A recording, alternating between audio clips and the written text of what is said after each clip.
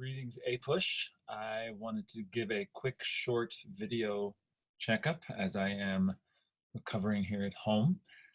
If you'll take out your Unit 6 Part 2 notes, that's what you need. And I'm going to share my screen and we're just going to cover a couple key quick points. All right, here we go. The age of imperialism, or the age of jingoism. Good to know that word, jingo, the extreme patriot of the time. As we've already, or you've already seen through some of the videos yesterday or the other day, this is a time of extreme American involvement in world affairs. Or is it? If you look at the history from 1798 to 1895, the history that we've covered all the way up until now, we actually can find that there's been 103 military interventions outside of US territory. That would even include westward expansion. But you can see on this map that things really speed up in this time period. This is definitely going to be a new pace of not only getting the military involved, but taking new territories.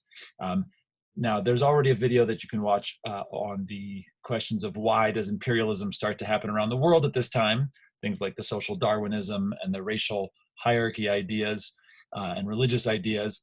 But there's a couple of other points worth making too. The expected benefits. There was really seen to be a gain, and the big one was economics, right? It's the Depression of 1893, and there was an idea that by expanding abroad, we could get ourselves out of our financial crisis.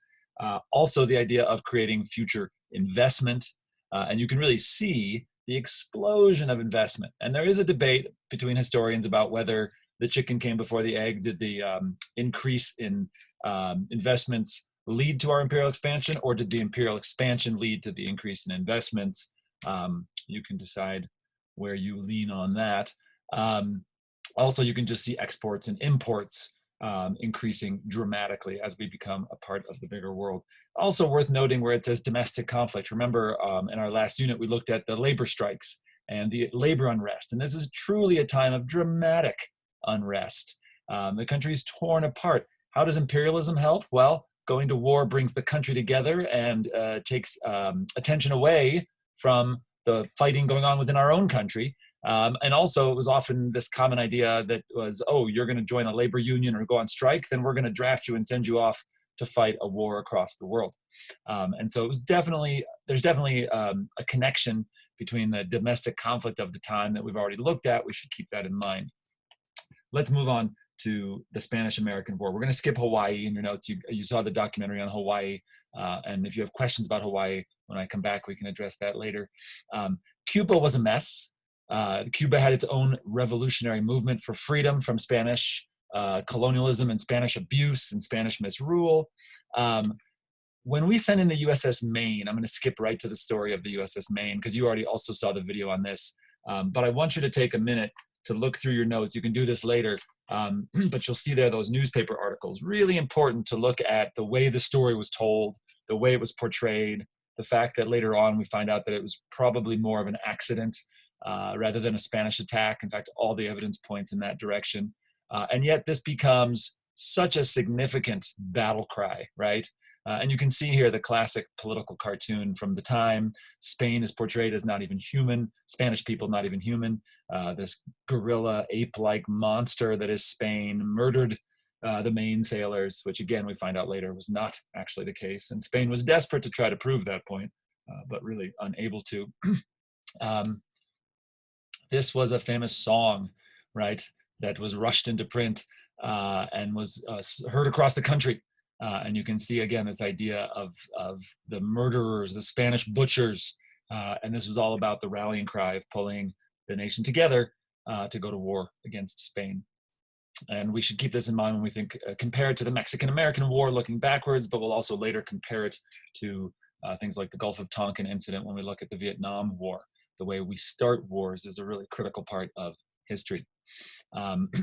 We refer to this as the yellow journalism, right? The way the reporting went, the newspapers and the stories. Some were much more sensationalist, as you'll see in your notes. Other stories tried to really get to the bottom of the story. But let's keep that term in mind as well. Yellow journalism, the newspapers, even were known to brag about their ability to start a war. And that's what this cartoon is referencing, Pulitzer and Hearst. We associate Pulitzer's name in a very different way nowadays than it was in this time period when he was the notorious, quote, yellow journalist. All right, let's look at right before the start of the war, important detail to be familiar with, the Teller Amendment. The Teller Amendment, before we were going to go to war, we did stake this claim that passed through the US Congress, proposed by Senator Teller. Senator Teller, a Republican from Colorado, right? A local hero. Did a lot of interesting things. He was one of those guys who fought for silver back in the day, as you can see from his campaign pin. We named Teller County after him. Woodland Park, those of you from that area. This guy, not only did he fight often for the rights of Native Americans, but he also wanted to make clear that we were not going to conquer Cuba. Now, this was a bold statement, especially in the age of imperialism. Other countries kind of laughed at us. They didn't really believe that we were going to hold true to the Teller Amendment, and they weren't wrong. You'll see when the war is over, we're going to replace the Teller Amendment with the Platt Amendment, but we'll get to that. But you should just note that we said we would not annex Cuba, that it was all about freeing Cuba, and then we would leave. That doesn't exactly play out, but we'll get there. In your notes, it says military readiness. What did this war look like? What were some of the actual important details of the war? Well, you can see looking at it right away that when you compare the 72,000 American soldiers to the 200,000 Spanish soldiers, it seems like a major disadvantage, right, to us in this case. And of course, we were much smaller, but our Navy was one of the most modernized in the world, and it really is going to be a major naval victory throughout this war that we're going to see and celebrate. But there were all kinds of problems. Our Navy was ready, but our Army was antiquated. It was run by aging generals from the Civil War, and a lot of our supplies were from the Civil War. And so this ends up being a mess, and we'll get into some of the consequences of that. Just really quick here. Of course, we're outraged that our ship was blown up in Cuba, so we attacked the Philippines first. And this was a quick and decisive naval victory. The victory in Manila, Dewey captures Manila, the headline, Dewey smashes Spain's fleet. This was a feel-good for us in the country, part of the war, because it was quick. We lost hardly any lives, and we were really sticking it to the Spanish and moving fast. The war moves to Cuba as well, and you can see right off the coast of Florida there. The fighting here as well is rather quick, and it's a resounding victory for the American side. During this war, it's worth noting that the real enemy or the greatest cause of death was not fighting or battles or war, but in fact, beef chunks, embalmed beef, as it says in your notes, illness. Our soldiers were dying in an accident created by our own negligence. So soldiers were being fed rotten food. Some of it was food from meat packing plants that had been shipped to England, refused in England, shipped back to America, and then given to American troops. And the reality is that malaria, typhoid, and dysentery were the biggest killers. You can see the numbers here. 300 American soldiers killed in battle, 2,000 soldiers killed from disease, and mostly totally avoidable. So this was just a horrific accident, or negligence is a better word in this case. Let's wrap up the war. The Treaty of Paris is signed. No surprise, it's another Treaty of Paris. This is one of the 4 big treaties of Paris you should be familiar with. Cuba is officially freed from Spanish rule. Spain will also give up Puerto Rico and Guam. And then we will decide to purchase Spain for $20 million from the Philippines. An interesting and odd choice that we would buy the Philippines, but we can develop that a little bit later. And as I mentioned just a few moments ago, not long after the Treaty of Paris, the Teller Amendment is replaced, kind of an oops, we didn't really mean that. And the Platt Amendment is what replaces it. And this cartoon kind of sums it up. We demand a sovereign Cuban nation, but here's our to-do list. And you see the Cuban essentially enslaved and then chained to Uncle Sam. And for some details here, you don't need every single part of this, but Cuba couldn't make any treaties without the US's permission. They could not get in debt without US's permission. We got Guantanamo Bay, which becomes American territory until this day as a part of Cuba that the US still controls. And we would intervene as needed, and we would do this several times to preserve Cuban independence. Plus, we would be helping with health, education, and sanitation services.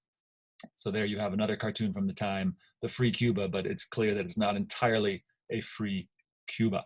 Which brings us to the Philippines issue.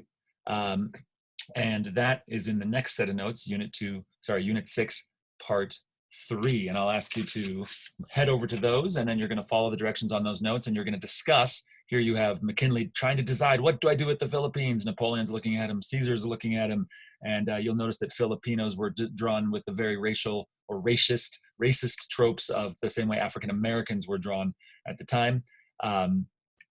Another one showing the idea of America's growing sphere of influence, the eagle's wing and its shadow reaching all the way from America and Panama all the way to the Philippines. But I'll leave you with that, and I hope to see you all again soon.